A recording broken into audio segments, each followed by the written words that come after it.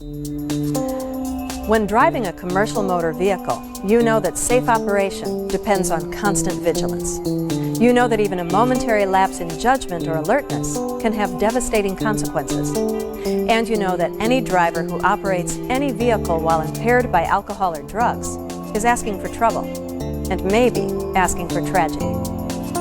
In order to prevent alcohol and drug-related accidents, the Federal Motor Carrier Safety Regulations, or FMCSR, mandate testing for drivers of vehicles that require a commercial driver's license, or CDL.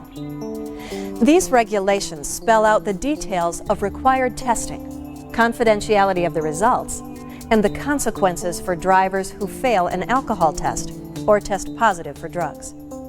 In this program, we'll cover the key points that you need to be aware of when it comes to alcohol and drug testing.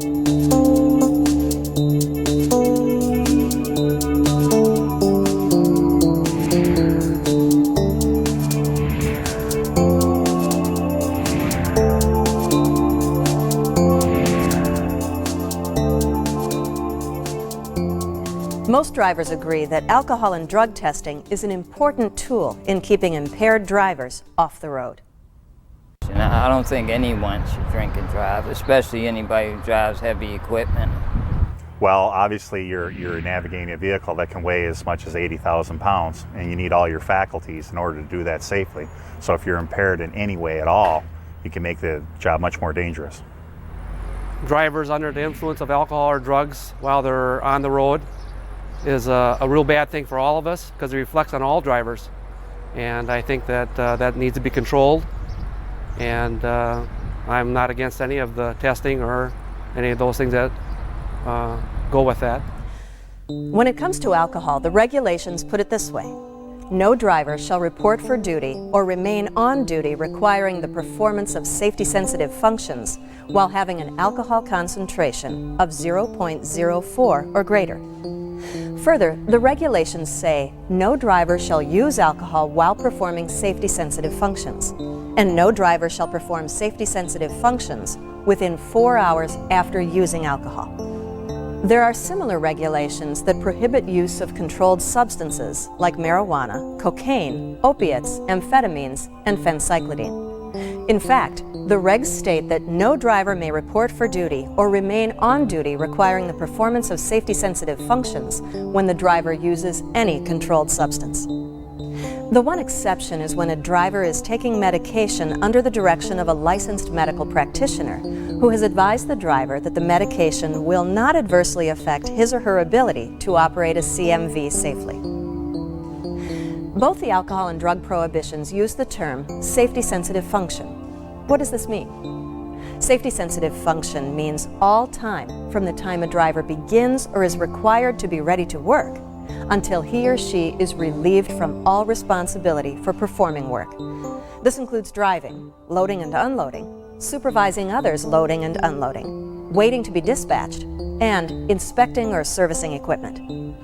The complete definition of a safety-sensitive function can be found in Section 382.107 of the FMCSR. Did you know that time spent obtaining assistance or attending to a disabled vehicle is considered performing a safety-sensitive function under the regulations? That means that even if you won't be driving because your truck is disabled, you cannot have a beer while you wait for a tow truck or mechanic to assist you.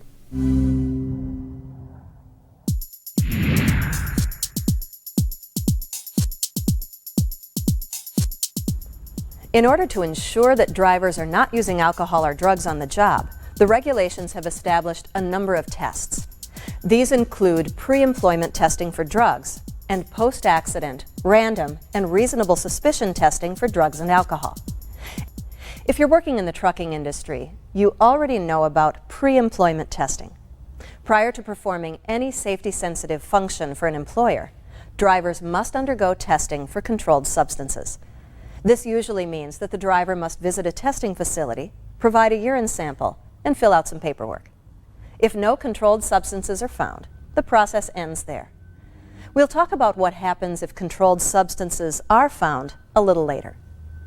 Also, keep in mind that pre-employment testing for alcohol may be conducted if your employer meets a set of established criteria.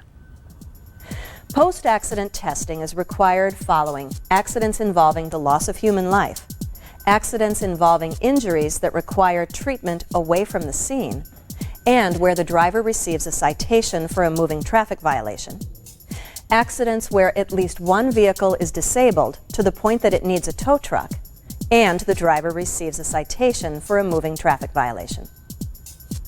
Often, the post-accident alcohol test is administered by law enforcement. The employer then obtains a copy of the test results to meet the regulations. If the test is not administered by law enforcement, the employer is required to administer the post-accident alcohol test within 2 hours.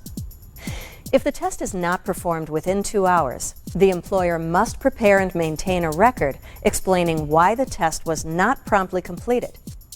If the test is not performed within 8 hours, the employer must stop trying to give the test and prepare and maintain a record explaining why the test was not completed. A driver who is required to take a post-accident alcohol test may not use alcohol for 8 hours following the accident, or until the driver undergoes the test, whichever comes first. Post-accident testing is also required for controlled substances. The test must take place within 32 hours of the accident. If the test is not administered within 32 hours, the employer must stop trying to give the test and prepare and maintain a record explaining why the test was not performed. Did you know that the rules regarding post-accident testing only apply to accidents that result from operating your commercial motor vehicle? If you or someone else is hurt while loading or unloading cargo, or while getting on or off a parked vehicle, no post-accident test is required by the regulations. However, your employer may have a company policy that requires testing after all accidents. Check with your supervisor regarding your company policies. Random testing is a necessary function in keeping impaired drivers off the road. The regulations spell out how drivers are to be selected for testing and how the testing must take place. The Federal Motor Carrier Safety Administration determines the percentage of drivers selected for testing each year. The selection method must be scientifically valid, such as a random number table or a computer-based random number generator. The method chosen must give all drivers an equal chance of being chosen for testing. Methods such as pulling names out of a hat are not scientifically random, so they can't be used. When you are selected for random testing, you must go directly to the testing site, unless doing so would compromise safety. Testing for alcohol must be done while you're performing safety-sensitive functions, or just before or just after. Testing for drugs can be done at any time while you're at work for your employer. Some carriers have only one driver. How can these drivers be selected for random testing? When companies have one driver, they must participate in a consortium, a pool that brings together enough drivers to provide for meaningful random selection.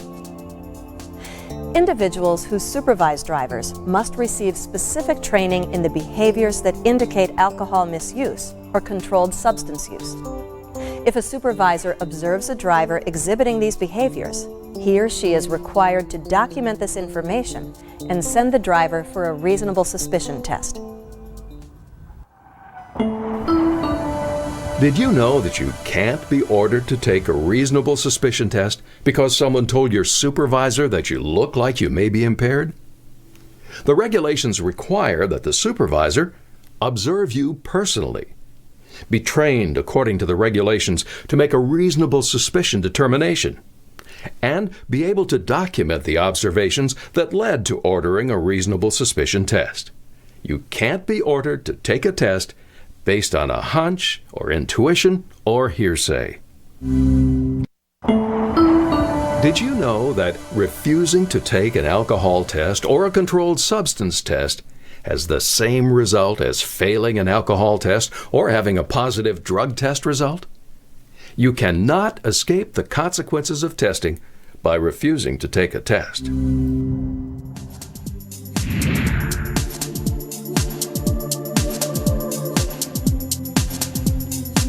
We've talked about the reasons for testing and the types of tests that are required. Now let's talk about what you can expect when you go to the testing facility. First, alcohol testing. An alcohol test must be administered by someone who is specifically trained and qualified in testing procedures and on the testing device used by the testing facility. This person is called a BAT, a breath alcohol technician, or an STT, a screening test technician. The National Highway Safety Administration must approve any device used by the testing facility. Initial testing can be done with a non-evidential device, but if the test indicates an alcohol concentration of 0.02 or greater, a confirmation test must be done with an evidential breath testing, or EBT device. The test must be done in an area that provides privacy for you and prevents unauthorized persons from seeing or hearing the test results. And the BAT can only conduct one test at a time. To begin, the BAT will ask you for identification. Could you please show me your ID so I can confirm your identification? Sure. If you request it, the BAT must provide identification to you. Next, the BAT fills out Part 1 of the approved alcohol testing form. Thanks. Now, the back of this form explains today's procedure. And I've completed the first part of the form, but if you could please review it for accuracy and then complete Part 2. Now, this indicates your agreement to take the test, okay? Okay. If you refuse to fill out the form, that is considered a refusal to test and has the same consequences as failing a test. After Parts 1 and 2 of the form are completed, the BAT administers the test. Okay, please select a mouthpiece that you'll use for the test and note that they're individually wrapped and they have not been used before. Thanks.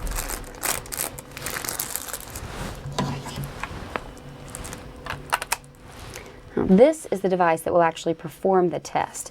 And you can see that currently there's no reading on the device, but when you blow into the mouthpiece, your result will be displayed here and on the computer screen, okay? Now, I need you to blow forcefully into the mouthpiece, okay, until I tell you to stop. Keep going. Keep going. Stop. Great. Following the test, the BAT must show you the result. Okay, here is the result of your breath alcohol test, 0.01. And that's below the threshold for a confirmation test, so we're almost done. This driver tested below 0.02, so he's allowed to return to work. But let's see what would have happened if the test had been 0.02 or greater. Your result is 0.04, and that means I'm required to administer a confirmation test. Now, we're required to wait at least 15 minutes, but no longer than 30 minutes between tests. And while we're waiting, it's very important that you don't eat or drink anything or put anything in your mouth. Eating or drinking could actually cause you to have a higher result on your next test by accumulating alcohol in your mouth. And belching could actually have the same effect, so try not to belch. Do you have any questions? No. If the confirmation test is not administered by the same BAT as the screening test, the entire procedure must be repeated, including verifying identification. Okay, so it's been 15 minutes since your screening test, so we can go ahead and complete the confirmation test. You can select the mouthpiece that you wish to use, and I'll go ahead and clear the EBT. The testing procedure for the confirmation breath alcohol test is similar to the screening test. You can see that the device currently reads 0. And just like before, if you could go ahead and blow into the device. However, if the result on the confirmation test is different from that of the screening test, the confirmation test is considered the final result. Okay. If you can't provide an adequate breath sample after multiple attempts, that too will be reported to your employer. You'll be required to see a doctor to determine if there is a medical reason that you can't supply a breath sample. Did you know that if your alcohol test result is 0.02 or greater, but less than 0.04, your employer is required to remove you from safety-sensitive functions for at least 24 hours.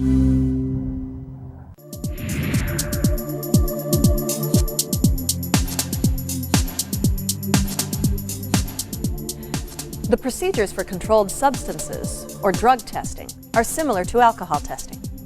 The sample collection must be done in a setting that offers you privacy and meets security requirements. The testing technician must be trained in the process and use approved materials and documents. Hi, Mr. Johnson. I'm Susan. I'm going to be collecting your drug screening sample today. Do you have a photo ID with you? Prior to the drug screening test, you must provide a photo ID, or you must be identified by an employer's representative who is present at the collection site. Next, I'd like you to empty your pockets, please. Testing for controlled substances requires evaluating a urine sample, so the collection technician must take certain steps to ensure that the sample is not tampered with or contaminated. The back of this form explains this procedure.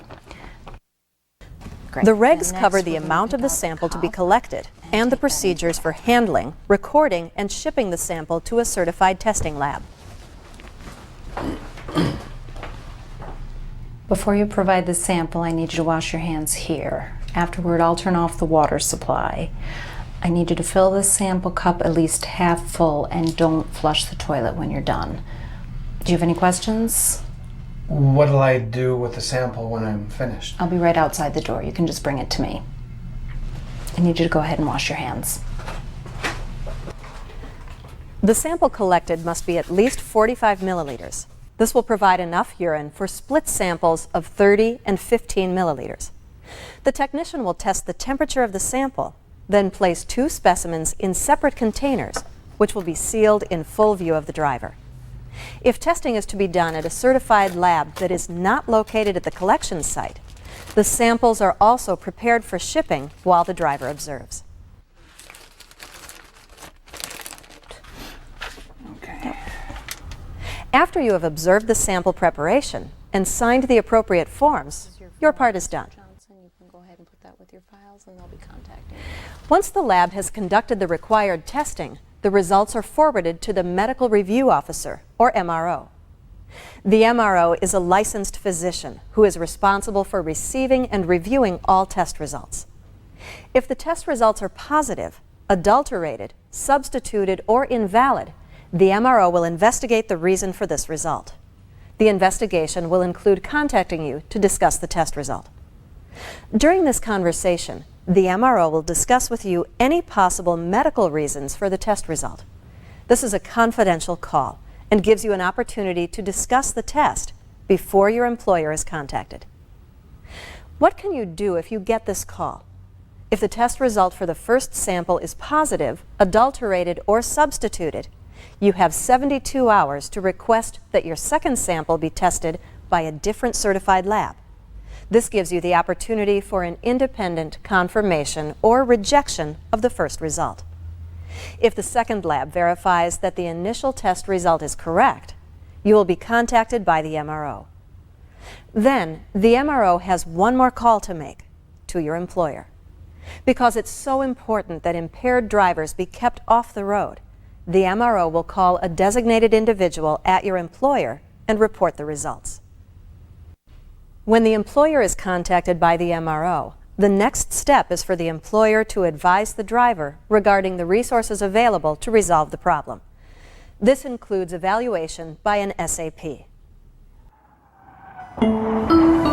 Did you know that if you make a timely request for a test of a split specimen, your employer must ensure that the testing be done as required? While you are not required to pay for the test before it takes place, your employer may seek reimbursement from you. The regulations take no position when it comes to who pays for the test, so long as the employer ensures that the testing is done as required and the results are released appropriately. Some employers have a voluntary self-admission program or policy in place that allows employees who admit to alcohol misuse or controlled substance use to participate in an education or treatment program. The regulations are very specific on how this program or policy must work. For example, drivers must make the admission before performing any safety-sensitive functions, and they cannot make the admission to escape the testing requirements of the regulations. Did you know that employers are not required to have a self-admission program or policy? If they choose to have one, they must not take adverse action against employees who self-admit within the guidelines of the program or policy. And they must not allow an employee to return to safety-sensitive functions until that employee has completed the education and treatment program required by the regulations and passed the return to duty test. The regulations require employers to instruct their drivers on the drug and alcohol regulations and to communicate their alcohol and drug policies. Individuals who supervise drivers are required to have additional training in recognizing the behaviors that may indicate alcohol abuse or controlled substance use. The records of individual drivers, such as lab results from tests, must be maintained in a secure manner so that disclosure to unauthorized individuals is prevented. However, the employer is required to make the records available to the employee on written request and to agencies with regulatory responsibility over the employer.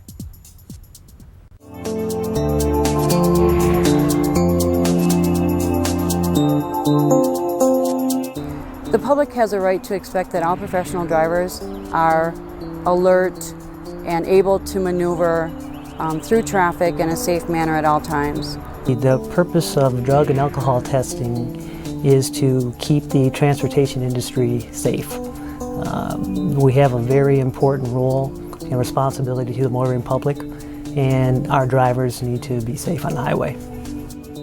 Everyone agrees that drinking, drugs, and driving don't mix. Fortunately, the transportation industry has a great record overall when it comes to impaired drivers.